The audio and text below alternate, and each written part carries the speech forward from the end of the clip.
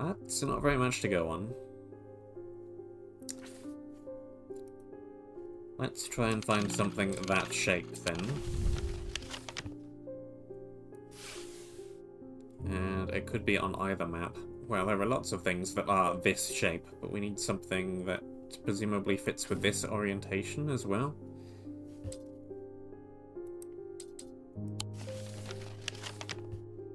Yeah, it could be either map, I think. That is entirely plausible.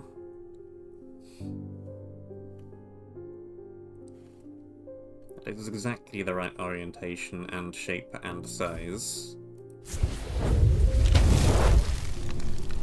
A portrait of some dead lord eyes me suspiciously as I enter the room and start absent-mindedly opening drawers.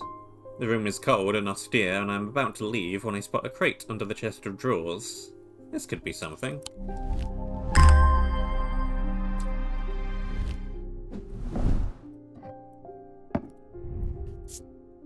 Pinkish gemstone, bronze, and stone.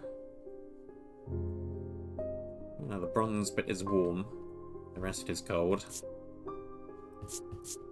And otherwise unremarkable.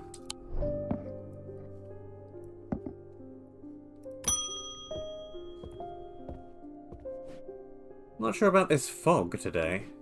It's an eerie atmosphere out there, especially with those damn ravens back again. It's usually fierce black dogs I have to worry about, not big black birds. Better off inside, I reckon.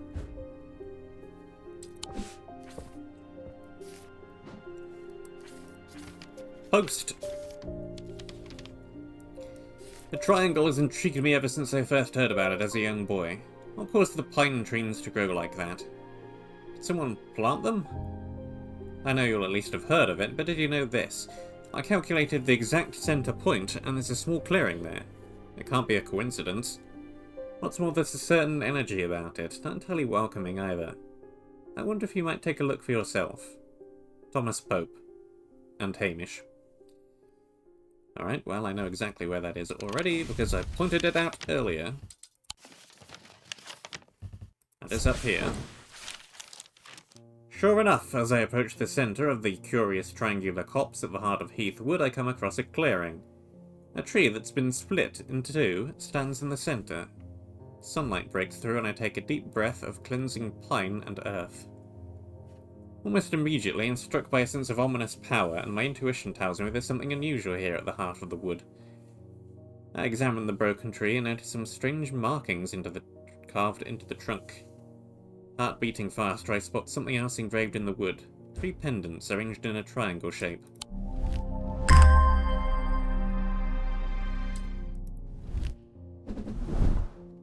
Alright, we have a thing covered in symbols. Green gemstone surrounded with bronze. Smooth with raised detailing.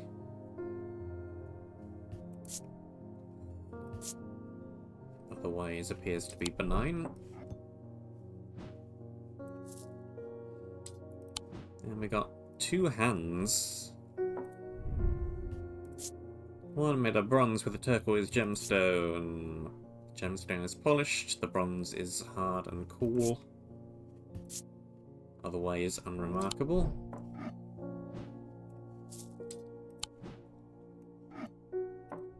And we've got one made out of tin. Weathered, with some raised detailing. Otherwise unremarkable.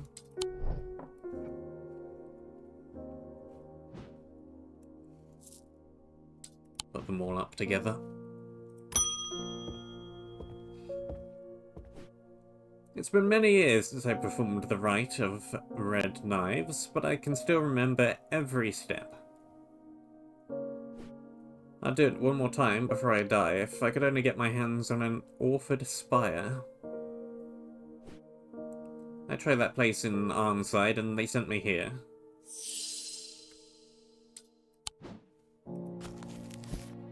Into the archive you go.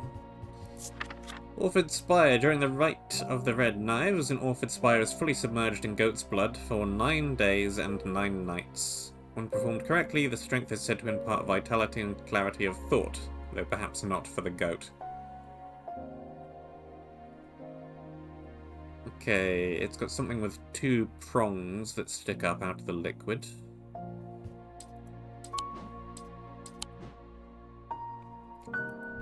Could be this.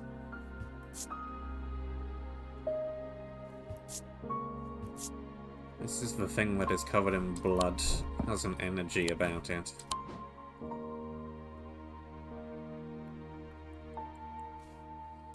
Anything else with 2 prongs that stick up like that?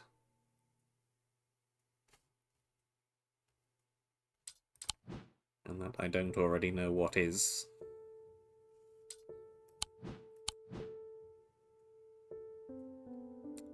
I don't think so.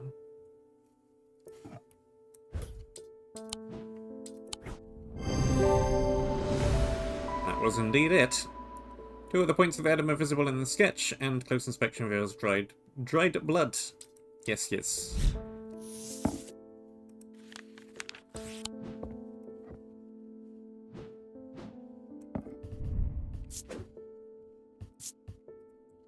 Orford Spire.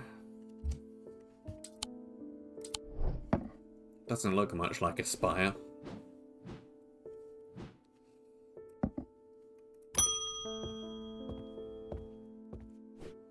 I need to go away for a few days again.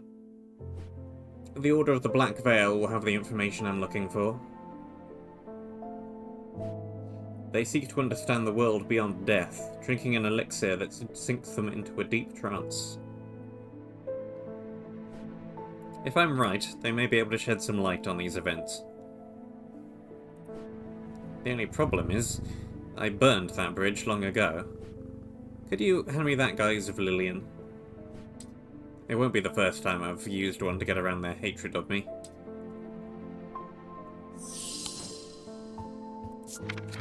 You could just point it out for me.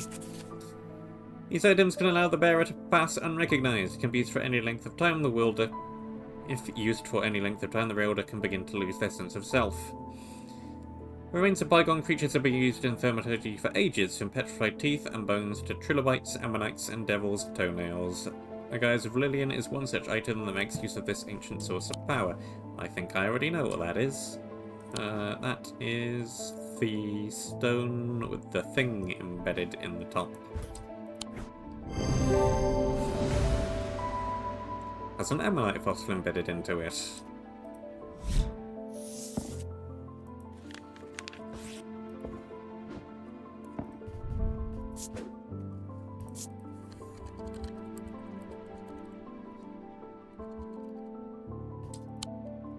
I should have enabled auto-labeling. Oh well. Bit late for that now. Keep petting the cat. Hello. Oh, is that a cat? My eyes have completely gone now, but it's good to know I still have my cat senses. I do hope I'm in the right place.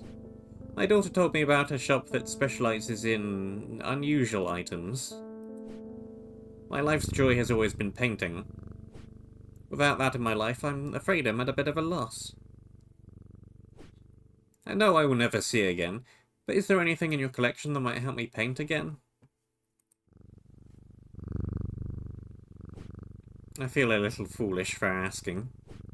It seems such a small thing, but to me it means everything. Couple of options. Rebecca's eyesight deteriorated very quickly several years ago. Now she's just barely able to distinguish dark and light. This affliction has robbed her of the thing that has brought her the most joy in the world, painting, and yet it has not robbed her of her determination, or her kindness, or her love of life. When she learned of strange antiquities and that it might hold a way to restore her sight, she was hesitant. She never did anything without careful consideration, but eventually her desire to paint again won over, and she decided the risk was worth taking. Well, I've had quite enough of painters after Claire Obscure, but I'll see if I can help out anyway. Aries Remnant induces a form of synesthesia, where colours and tones, light and shadow, can be felt through touch. They're sometimes used by those who work in low light conditions, such as miners. The gemstones in an Aries Remnant are arranged in the shape of the constellation that shares its name. Aries being the ram. Okay. So that would be most likely this one, I believe. It's upside down, but I believe that is the correct pattern. So I'm going to put that in green. Remnant.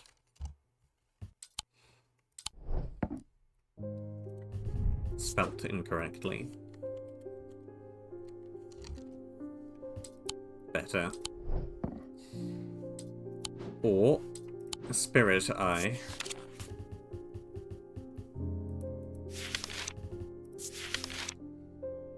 There are some who stay away from spirit eyes, believing them to be a window into a world that should not be seen, and others who deride their fear as nothing more than superstition. It's not clear exactly what they do show. Another layer beneath the visible world, perhaps. A layer that requires something more than the traditional senses to experience. They draw their power from the opposing symbols inscribed upon them. Okay. Well...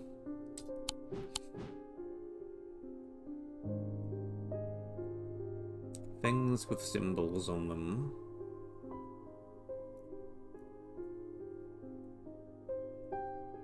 There's only really a couple of options. I think you are probably the most likely. But I would need to check what these symbols mean.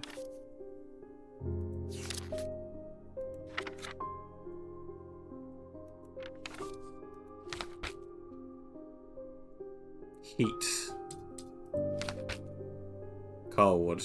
Yep, those two are opposing symbols, alright.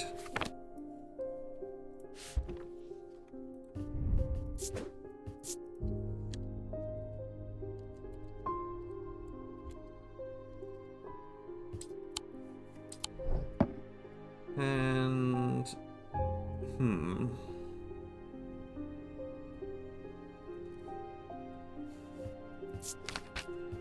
I think possibly the more useful of the two,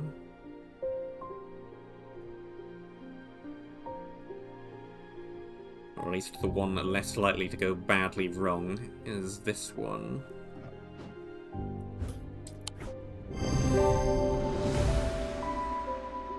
Gemstones are arranged in the Aries constellation.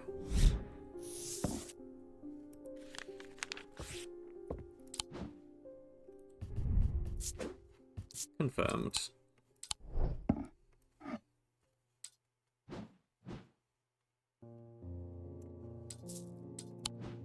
Waiting to run out of room on the confirmed rack.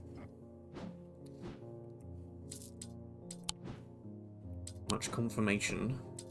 Very good. Those ravens have done for 3 more poor buggers. 2 of them up at Calgrath and another fella, a fisherman. People are beginning to get a bit panicky around here. Nothing natural about folk turning up with eyes all black like that. And now this fog, too.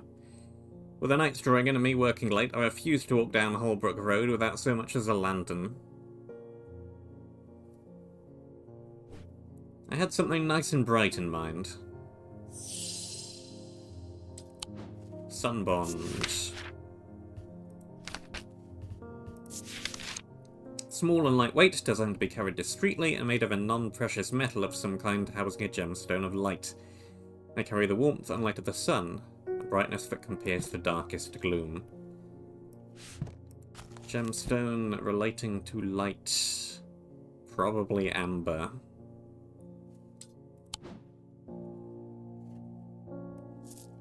What's this metal? Bronze. I think that is likely. This is gold, which is a more precious metal.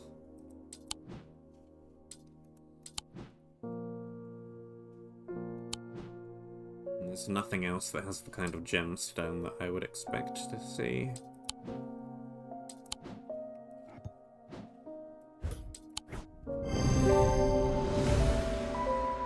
Exactly.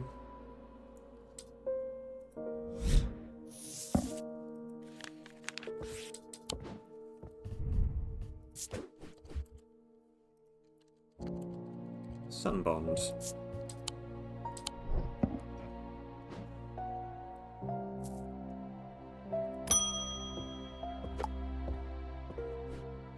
Bend your ear to the trees.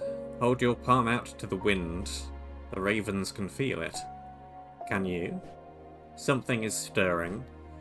I will need a Holgan Grim in the coming days. The priest, Audrey Bell. Followers of the warrior god Holgor are not easy to come by, but they make up for their low numbers with zeal and grandiosity. Their priests have the self-appointed authority of a village fete organizer, and the power struggles between clergy and acolyte are as bitter and hard-fought as many a debate about bunting or cake stands. Audrey has strong opinions about death and the afterlife, perhaps forgetting that the god she follows is best known for sending thousands of people reluctantly to it, but had very little to say about its substance.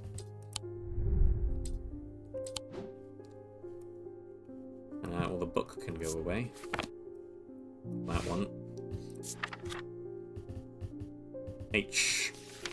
Holgan Grim. These eerie creations are worn by priests of Holgar in various rituals relating to death and the afterlife. A sacrament to ask for his protection, Wolfsong's truth to seek his judgment, path of the warrior to help the dead find their way.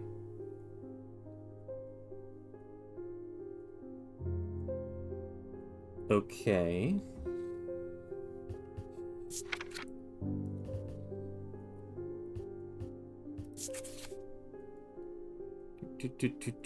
Vascal in the catacombs said to be that of the beast Blancathra. Holgar's followers believe that when he slew it, he trapped its soul, along with its power, in an item known as the Wreath Chamber. Heart chambers are based on this mythical object, but they've morphed over time into a way to keep those dear to us to heart after death. Okay, so Holgar is associated with 2 axes, one of which bears a symbol that looks like that.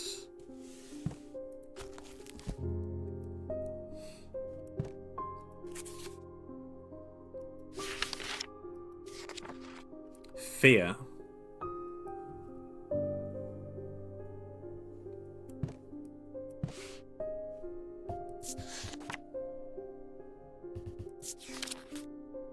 Okay.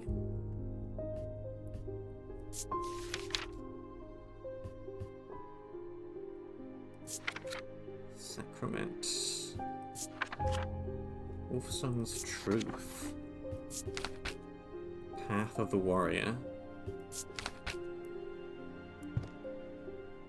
So something with protection, truth.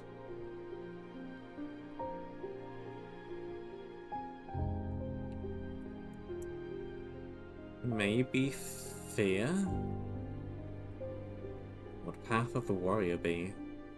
Fear? Wisdom? Strength, maybe?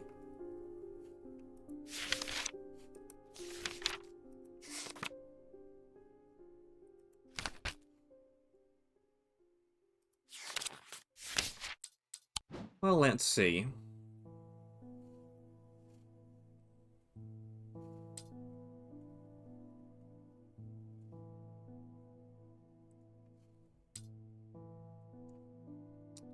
What have we got that has symbols on it?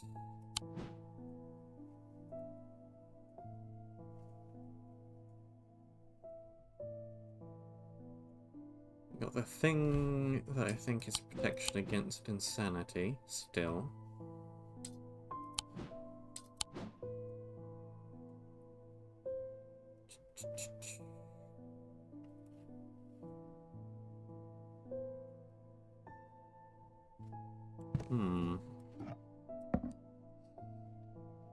Could also be this, which doesn't have any symbols on it, but it looks from the picture like something that is worn. A mask of some kind.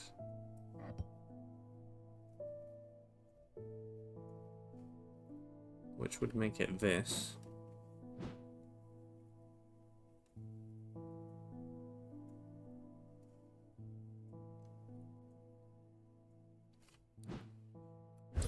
Let's see. So it is, so it is. The mask is an eerie item that can be worn. The sketch shows a priest wearing the mask with their back to us. Using the index, we can find a sketch of Holgar to whom the mask bears a striking resemblance. Okay, if you say so.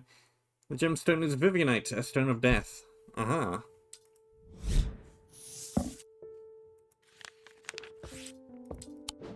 Well, I worked it out from the picture.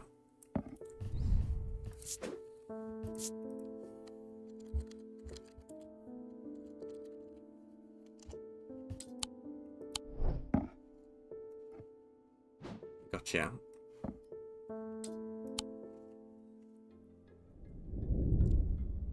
Inside was the reason they had toiled so hard. A small black casket. A very valuable small black casket. They knew enough not to open it, but perhaps too little to fully understand the danger it posed.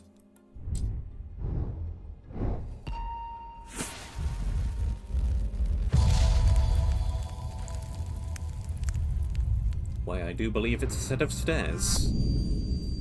Up the stairs, left, then left again. Second on the right is where I spend each night.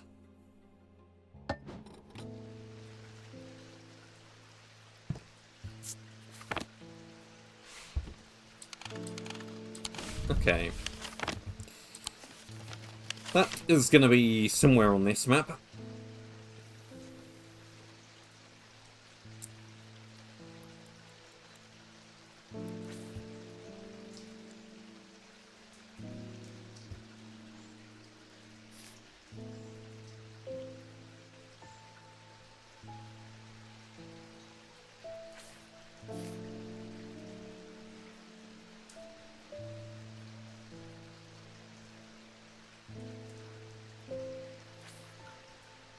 Yeah, these stairs are a straight line, so I think we're talking about not this set of stairs, but this set of stairs. Going up to the first floor, turning left again, and then taking the second door on the right. And this is near the master bedroom, so it would make sense that these are... Or maybe not this, because this is an adjoining room. Unless it's an ensuite, but you'd expect the master bedroom to have an ensuite, not whatever this random room is. Anyway, it kind of makes sense that these would be more bedrooms in this kind of general area. The bedroom looks like it hasn't been used for some time. A thin layer of dust coats the furnishings and cobwebs decorate every corner. Pulling back the thin curtains lets some light in, but more importantly, they reveal a macabre item that has been hiding on the windowsill all this time.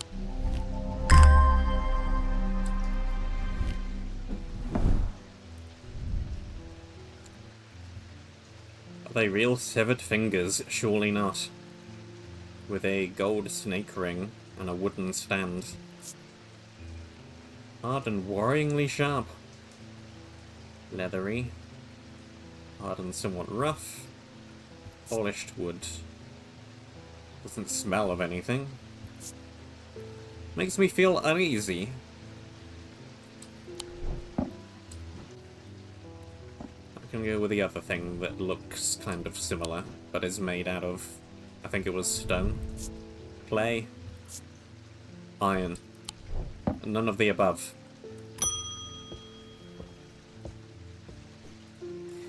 I can never get any peace in my house. What am I to do? What am I to find time to do my writing? I tried beeswax, but that makes my ears sore, and besides, I can still hear all the shouting and banging at all hours. I heard you might be able to help me. St. John's Anvil.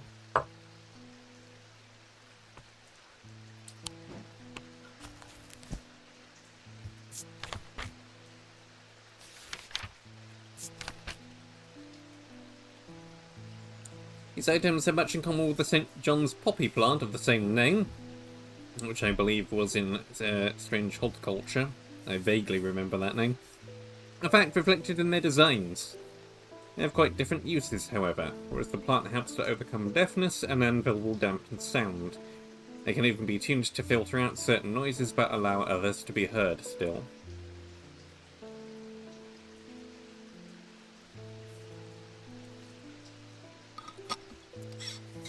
Okay.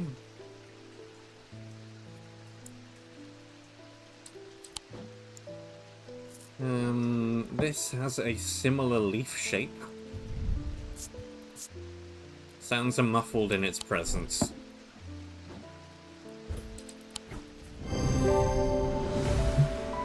Easy enough.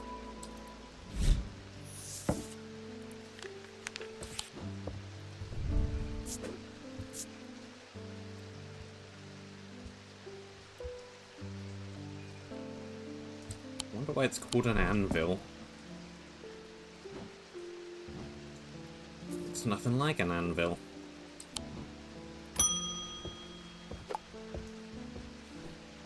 You must be the thaumaturgist's apprentice. Indeed I am. I bet he's a hard man to work under. He's helped me out more than once in the past, though.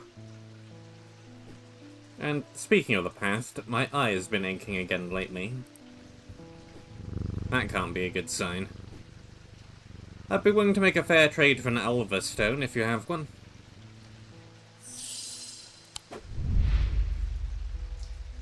The Relic Hunter, Barton Potter. Intelligent, affable, heroic, these are the words that Barton Potter would use to describe himself.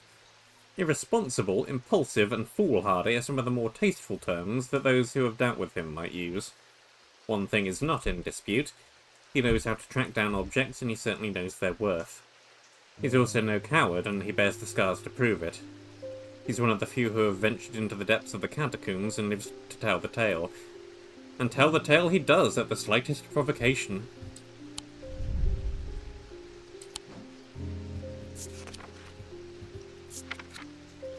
Alva stones can be used to relieve the discomfort caused by otherwise incurable ailments such as praxis or burning blood. The planetary metal used within these items is associated with the Selenic discipline, a connection also reflected in their design. Okay, something with a bunch of silver. Could it be this? Silver is related to the moon, which is Selenic.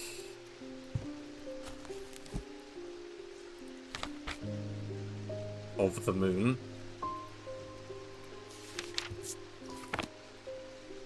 Two moon shapes, made out of silver, very, very much moon related. And it is partially made out of stone.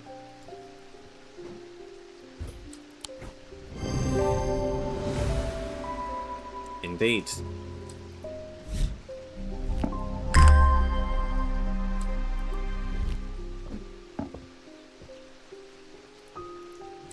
I'll look at that in a moment.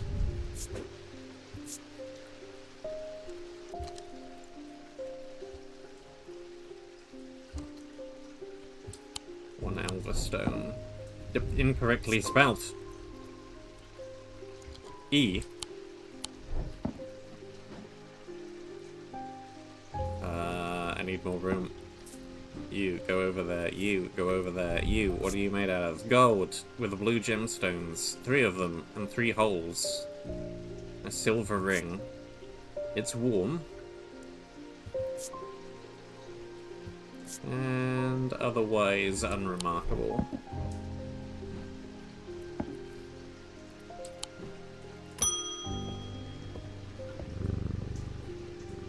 I've been doing some reading. See what you make of this.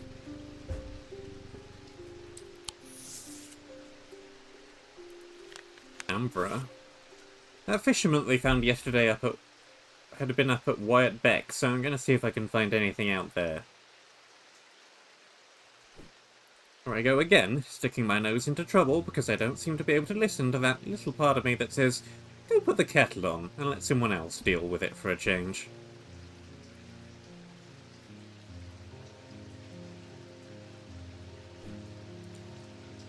bloody-minded arrogance to follow that thought up with, but there isn't anybody else. But here we are, and here I am. They'd do it all wrong anyway.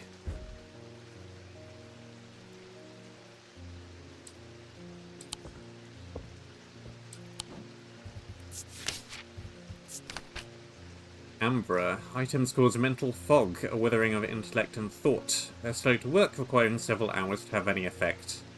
Through prolonged use, they can cause the whites of the eyes to turn black and the subject to become deeply disoriented. They produce a noctic field.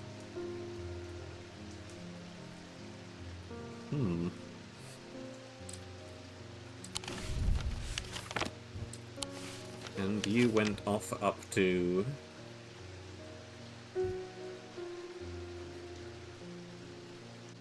somewhere not on the map.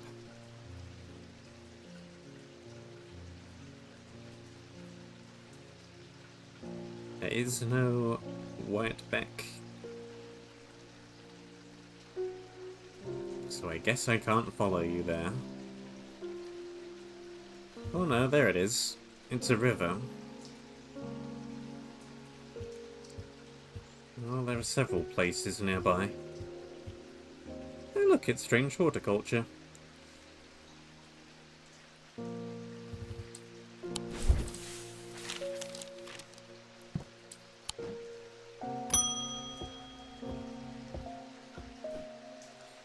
I've been wearing a pendant that I found in the library, and it does something to me. It gives me an appetite for reading that I cannot control. I was lost in the library for 3 days without eating or sleeping before I managed to take the pendant off and escape. It is rather pretty, though. Someone told me I need a Cossack purifier, and that this is the place to get one.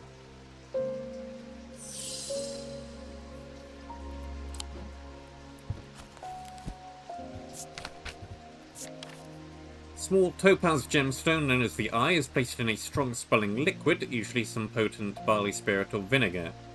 Small tokens such as rings or amulets, perhaps submerged in the liquid and left for a full cycle of the moon, are cleansed of simple imbued hexes or curses. Of course, there is a limit to the effectiveness of this process.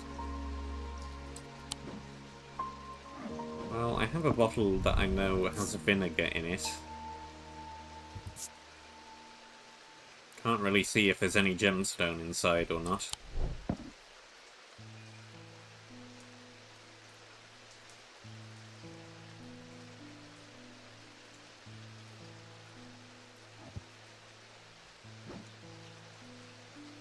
But I'm gonna say this is probably it anyway. Indeed.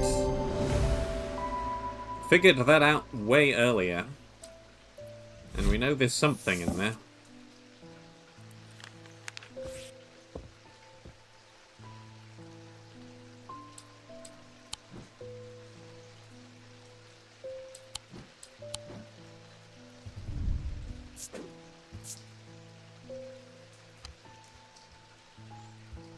Purifier.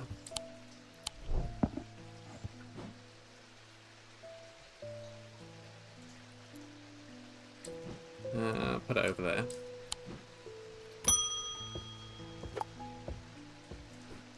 I've been working on something that you might find interesting. Do you know that nobody knows who built Strange Antiquities? It's very old. Perhaps the oldest building in Undermere, according to some accounts. Even Eli doesn't know all of its secrets. I've been decoding a journal that he found. It's slow work, but I made a bit of a breakthrough recently. Have you discovered the plinths below the counter?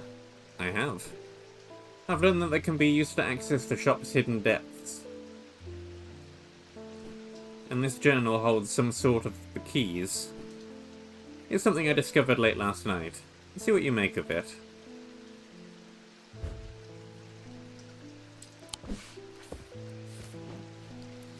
Alcove key, horned shackle, evocant, menamoon something. The writing is dense and spidery, so it's not always easy to decipher.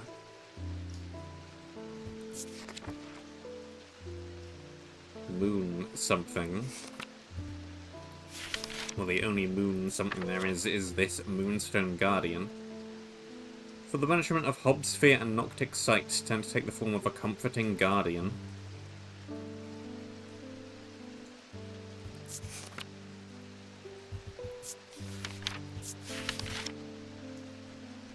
I don't know what either of these melodies even are.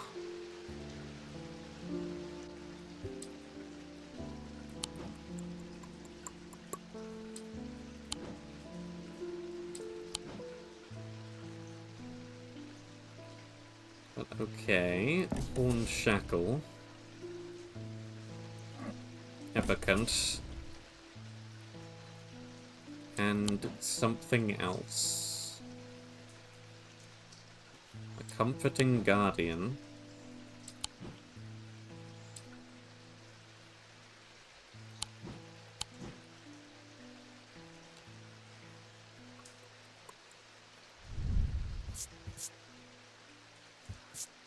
Not overly comforting. Simone Green. Simone finished reorganizing the Ambleside Library and came to Undermere in search of a new challenge. She took up swimming in the lake after hearing about the health benefits of cold water, but soon found that she preferred the health benefits of a warm blanket, a roaring fire, and a good book. She manages the collections at the Wordsworth Library, following in her mother's footsteps by taking a special interest in occult writings.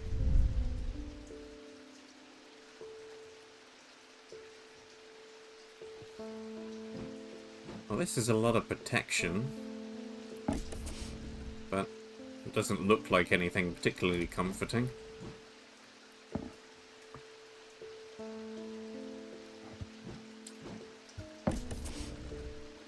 That kind of makes sense just from a it mirrors kind of a way. But otherwise, not really.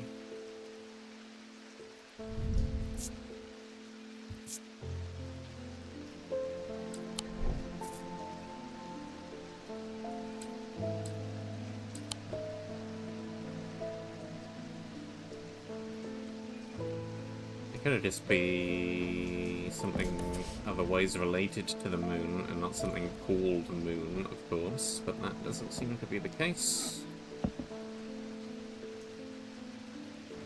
Selenic is also moon.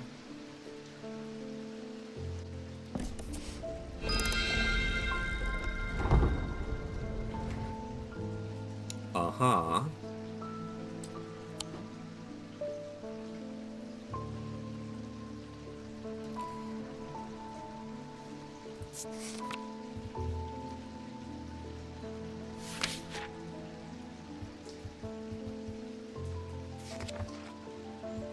Not the same thing at all, then.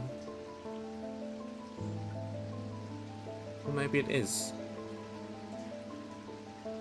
Yeah, anyway. Okay. 2 more of these.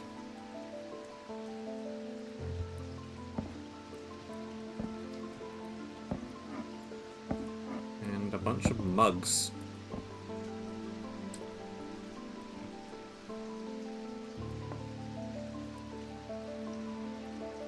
I don't think there's anything much else to do right there. Okay.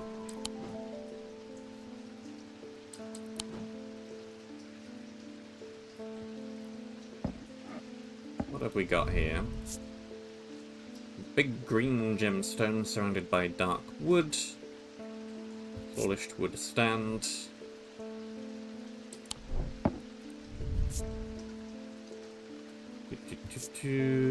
Otherwise, not particularly interesting. It has a pleasant scent that reminds me of the forest. It also kind of reflects the design of the binding seed. Wood with dark purple gemstones. Has a strong odor, sharp but not entirely unpleasant.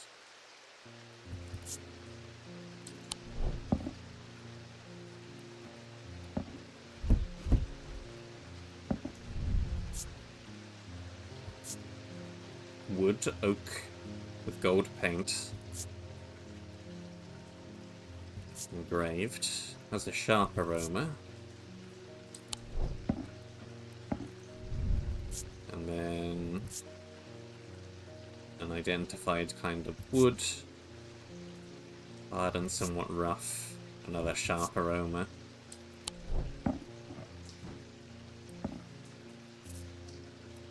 Okay, well, let's put these together. This could be another constellation like this one was.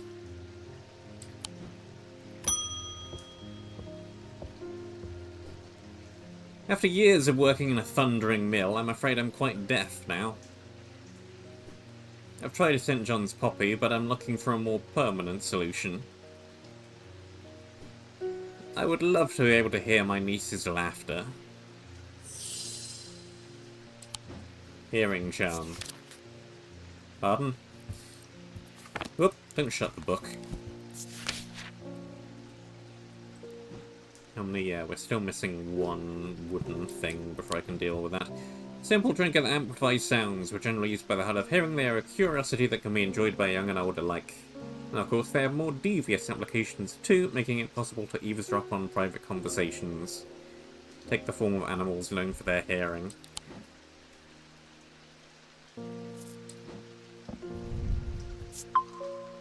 Yeah, it's this. It's this! Most certainly. I remember that happening before.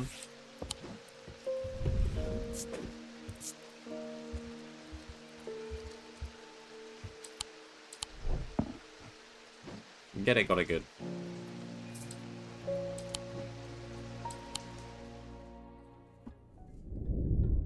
At camp that night, one of the pair had awoken with pain in his left eye. He was alert to the threat at once, recognizing two things at the same time.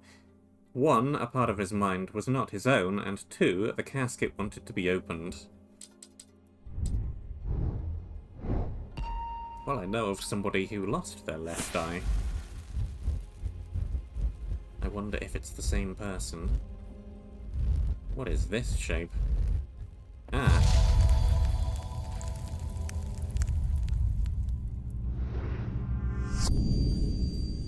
Maiden in the tower points the way. I'm buried among the trees.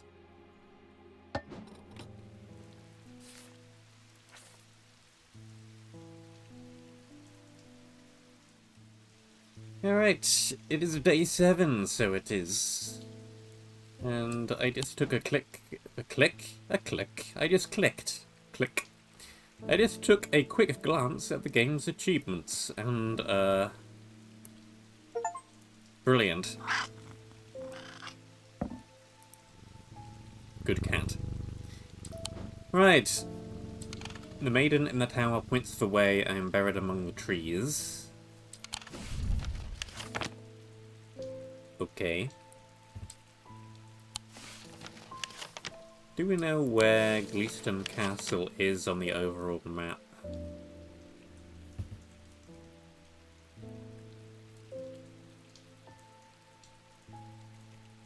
No.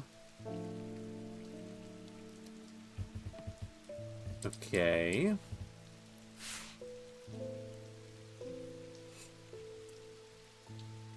What towers do we have? We have Gulfrey's Tower.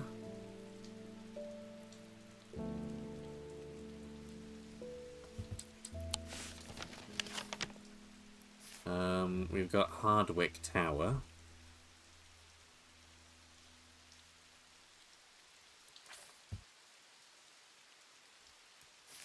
But I don't know what's up there exactly. We do have a north on this map, pointing that way.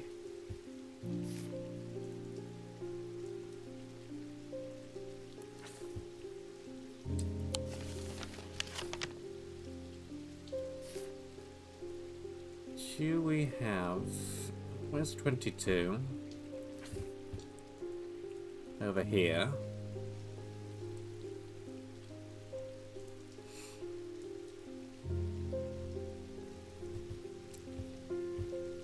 Are there any other towers? Church, wood, house, rock. Museum of History. No.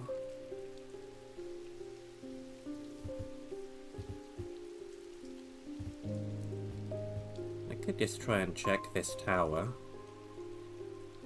North on this map is pointing straight up.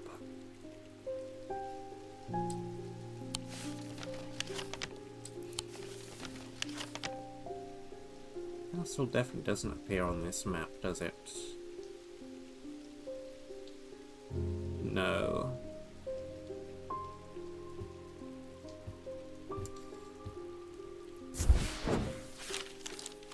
I climb the narrow winding stair at the top of the tower, and I'm rewarded with views across Lake Undermere. I am not alone in the tower. Standing in the centre of the circular platform is a statue of a young woman, the Maiden. Her outstretched arm points due east, across the rooftops of Undermere and beyond.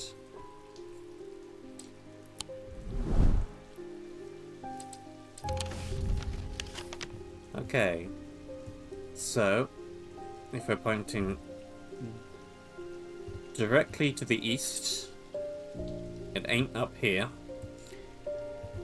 We're going between these two wood lines, and I think we're ending up all the way over here. Indeed. I find what I'm looking for in a small cavity carved into a sturdy oak tree. I look around, half expecting to see someone, but there's nobody there. I take my prize and leave, feeling my mood lifted by the smell of damp moss and the gentle rush of wind through the treetops.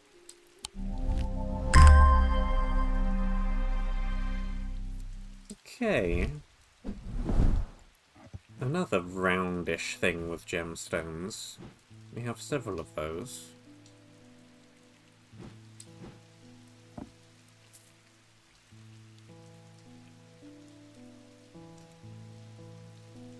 And it looks like those two could fit together. That goes there. It doesn't quite line up. It's close, though. It's iron and gold, with a turquoise gemstone, an orange gemstone, and a pale yellowy orange gemstone.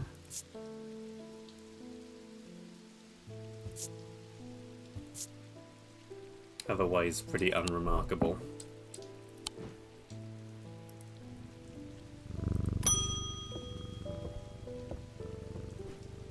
I walked up the beck a mile or so in the cold and wet yesterday and found a section with a handful of dead fish floating in it. Belly up and blackened they were.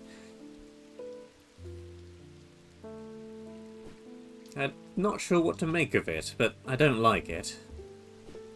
I'm on my way to Calgrath Hall now. I spoke to Dr. Robertson earlier, and she said the two women they found there are still in the same state as the others, in a trance and eyes all black.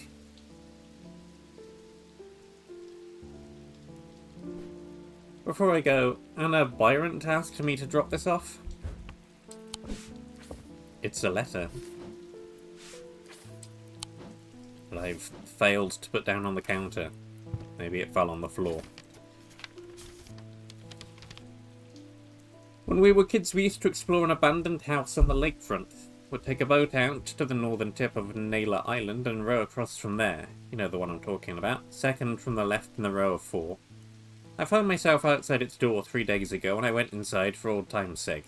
I wish I hadn't. It's always had an ominous feel to it. It's taken me the last 3 days to summon the courage to write this letter, but I think it's better you see for yourself what's out there. Yours in faith, Anna Byrant.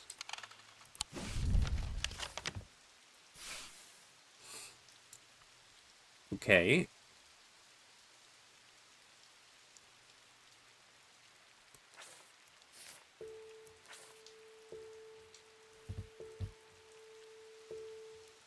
Think about out to the northern tip of Naylor Island, which is up there.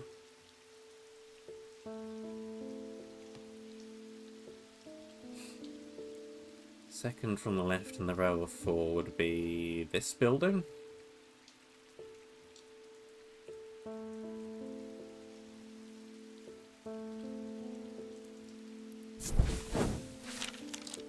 don't know exactly what I was expecting to find. Anna's letter was quite vague after all, but I certainly wasn't prepared for this.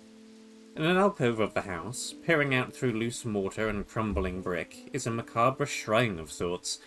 The skull of a stag is mounted above the opening, its antlers smeared with a dark red substance, and large melted candles pool out onto the wooden floor on either side. In the centre of the altar there's a small iron chest, rusted and fused to the floor. It's clear it's been here for a long time. I don't see any hinge or keyhole or any way of opening it at all, but after a while I notice an inscription that says simply, "I open to the voice."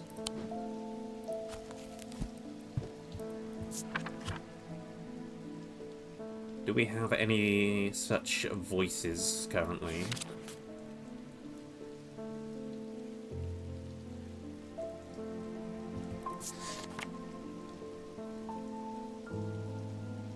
We have that, but I don't know why that would function as a lock opener, particularly.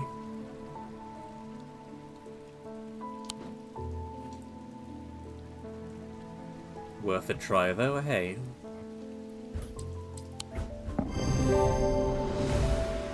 The chest opens to reveal a golden totem. I can't imagine who would have stashed it here or why, but it doesn't look like they're coming back for it anytime soon. It's beautiful. Look, I found you a friend.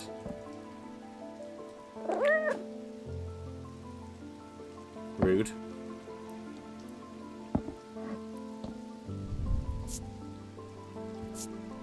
Made out of gold with a light pink gemstone. Warm and smooth. Otherwise unremarkable. Don't worry. You're the superior cat, clearly. I apologise if this inquisition is an imposition to your disposition. And it's not my intention to bring to your attention a matter of contention. I have an inclination to perform an incantation of flirtation. For your part, a leaden heart of the thermic art. Why are you making me read that? Well, let's archive that one. Lead heart. Items depict the god Cerinus in his non-human form. They're heavier than they look due to a core of lead hidden by a more modest exterior. Said to kindle romantic interest and are sometimes given as wedding gifts. Okay, we might want the heavyweight right now then.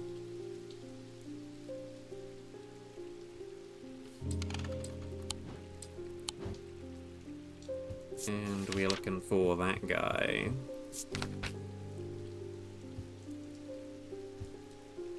Depicted as a man with the antlers of a stag. Do we have any other pictures of him? No.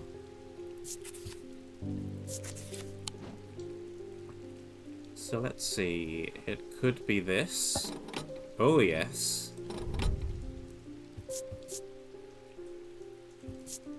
It looks like it's simple clay, but it is definitely quite heavy for being simple clay. And it is a thing with antlers. One lead heart.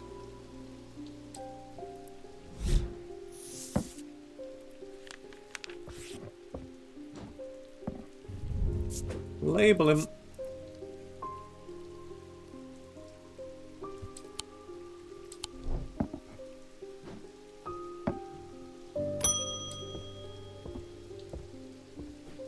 Oh, you're not Eli. I'm returning an item he asked me to repair. The mechanism was mangled, but I've replaced all the springs and given it a clean. A spring clean? Good as new. Ah.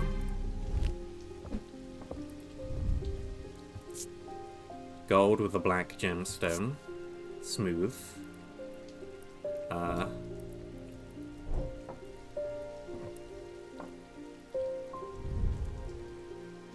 It looks like I can interact with it somehow, maybe? Ah. Ah! I know what to do with this.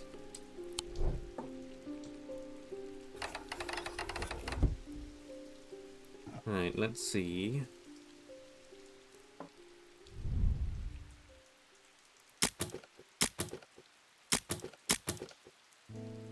That looks about right.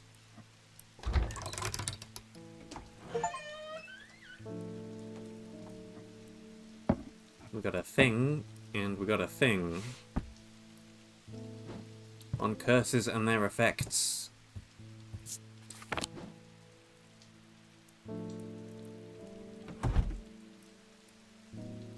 And I guess that's just gonna be stuck in there now.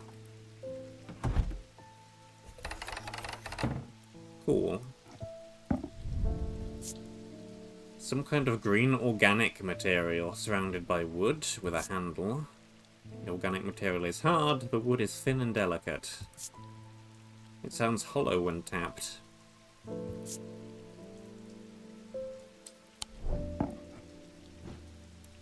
Curious.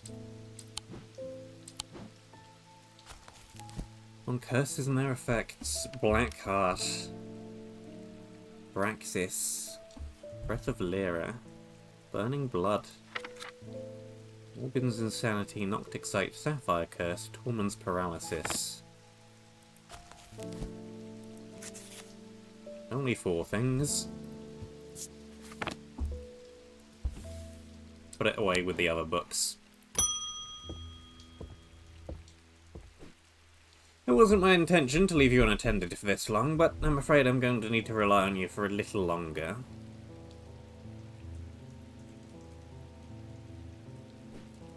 The Order of the Black Veil seemed more concerned by the Ravens than the black-eyed state that Mr. Hungerford was found in. They said it would take a very powerful force indeed to upset them like that. Unfortunately, they either weren't able or weren't willing to talk any further on the subject. I was hoping to avoid it, but I must go to Oxford and the Bodleian Library. I'll be gone for a few days at least, perhaps longer, but you seem to be handling yourself well here. I do not see eye to eye with the head of collections at the Bodleian, but I do know that he takes an interest in horticulture. I will take him a Scythian charm to smooth things over between us.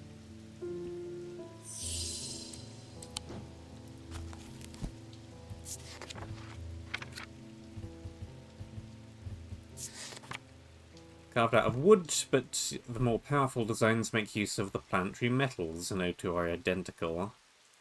Used by horticulturists to encourage stubborn plants to thrive. They change with the weather, usually quite cold, but warm and tingly to the touch while it is raining, which it currently is.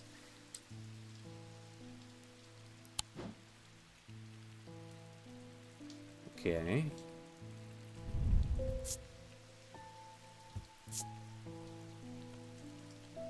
Not that, then.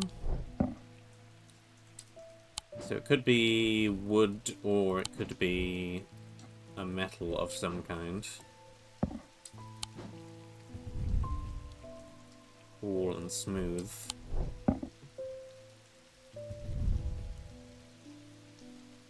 No.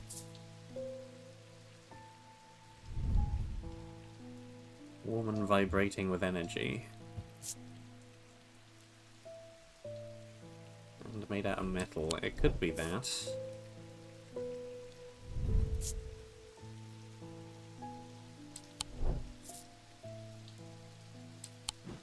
It's also plant themed. Not this.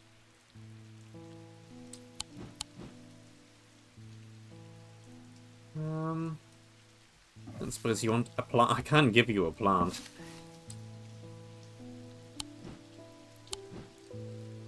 Well, this just looks sensible, and it is warm. And it is correct. Items made out of gold and silver or planetary metals leave us hint at the horticultural use of the item, and closer inspection reveals that the item vibrates in the wet weather.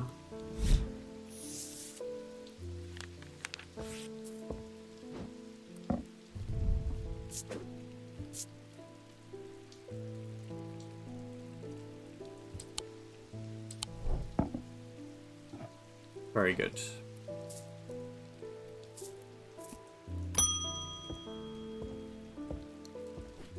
I'm at a loss with these patients.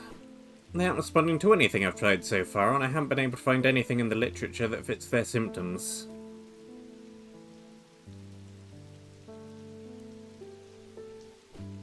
I'm finding that they become violent if they aren't restrained, and that they're always trying to leave.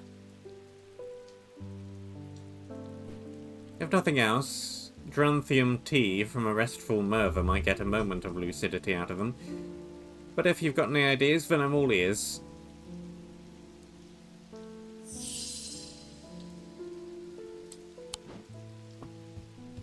Well, we have a couple of options. The restful Merva is a thaumaturgus linked to the inner mind. A hot tea made from the Dorythium plant is drunk from them, taking on different properties depending on the type. This particular type can be used to enter a meditative state and bypass the rush and clutter of consciousness, provoking clarity of thought.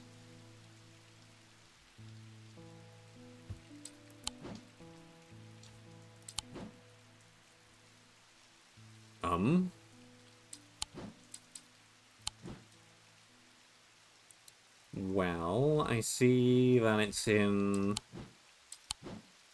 a mug.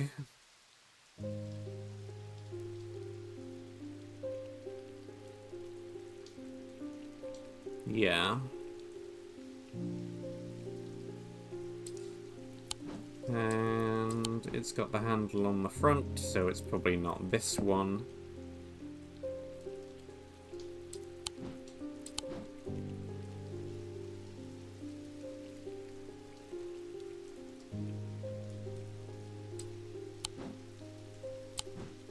Looks like most likely this one.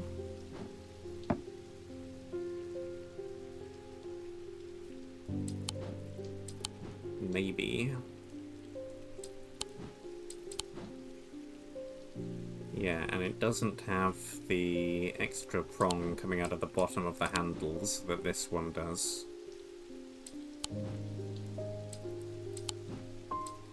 That one's got little feet on it. Yeah, this doesn't.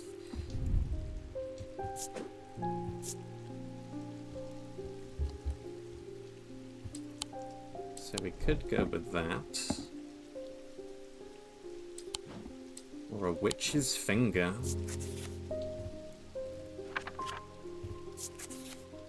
Said to be the severed digits of the Witch of Undermere, capable of inflicting intense pain, but the goal is supposedly purification of the body. A most unpleasant experience, but as a last resort that has cured some and finished off others. Well, we only have one thing that looks anything like severed digits.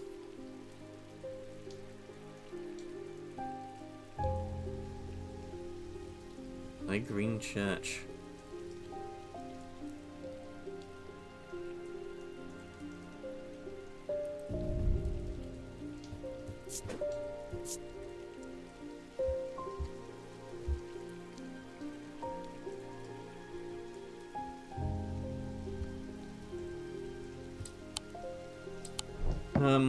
Might not be a good option anyway.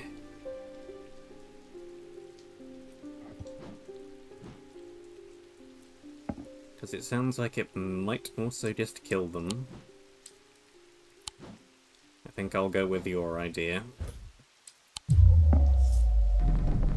And that is not what I thought it was.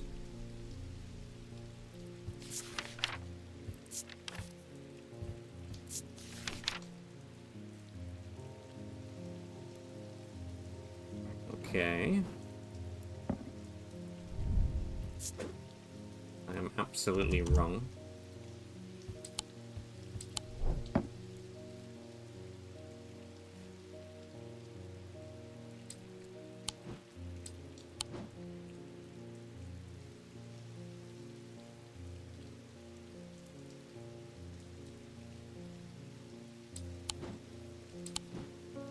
Could... I mean, it could be either of these. That looked the most like it.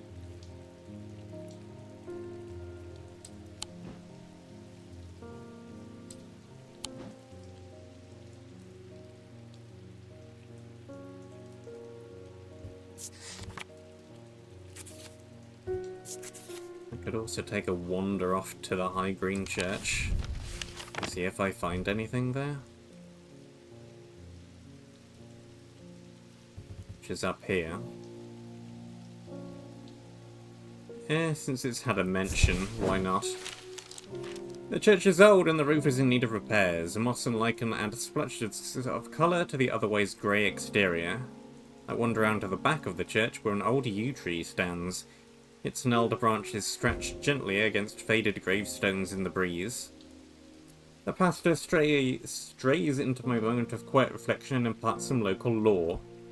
The tree is known as the Witch of High Green Church, and there are those that believe it to have unnatural powers. While the tree lives, the witch's fingers cut from its limbs are alleged to provide healing through pain. I'm utterly wrong about this. This is not a human witch. This is a tree witch.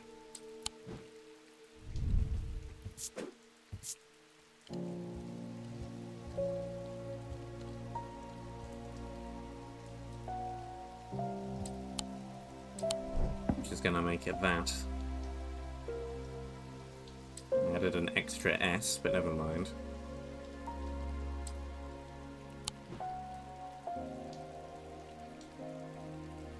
Still doesn't seem like a terribly great idea, though.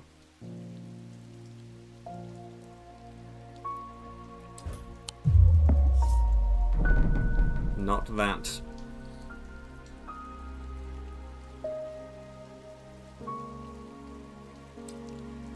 Well...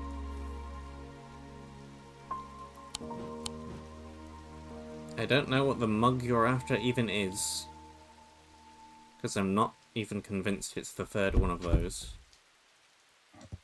So we might have to go with this, for want of avoiding the insanity meter.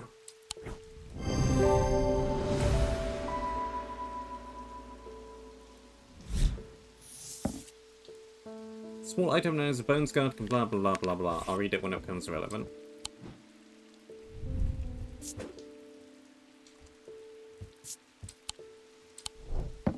Cool.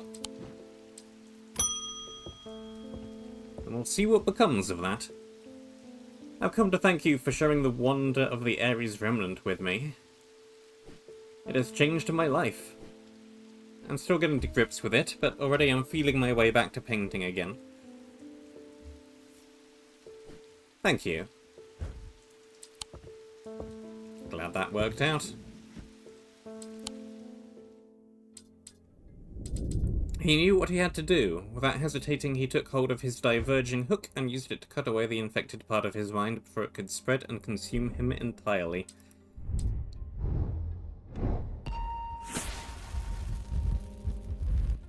This is a rook.